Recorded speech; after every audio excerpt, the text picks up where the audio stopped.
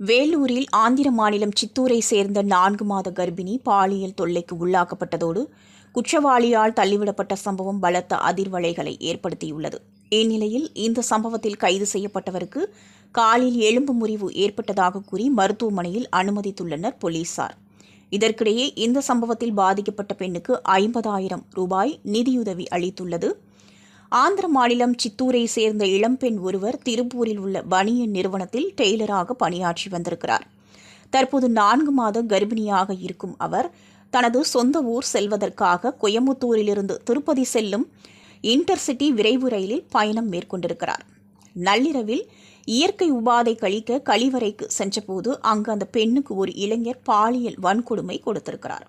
இதனால் அந்த கர்ப்பிணி சத்தம் போட்டதால் கோபமடைந்த அந்த நபர் கர்ப்பிணி என்றும் பாராமல் அந்த பெண்ணை வேலூர் மாவட்டம் கேவி குப்பம் அருகே ரயிலிலிருந்து கீழே தள்ளிவிட்டு சென்றதாக கூறப்படுகிறது. தொடர்ந்து அந்த நபர் காட்பாடி வந்ததும் ரயிலில் இருந்து இறங்கி தப்பி சென்றிருக்கிறார். படுகாயமடைந்த பெண் குறித்து ஜோலார்பேட்டை ரயில்வே காவல்துறையினருக்கு தகவல் தெரிவிக்கப்பட்டது. தொடர்ந்து ஆம்புலன்ஸ் மூலம் அந்த பெண்ணை மீட்ட காவல்துறையினர் வேலூர் அடுக்கம்பாறை அரசு மருத்துவக் கல்லூரி மருத்துவமனையில் அனுமதித்து சிகிச்சை அளித்தனர்.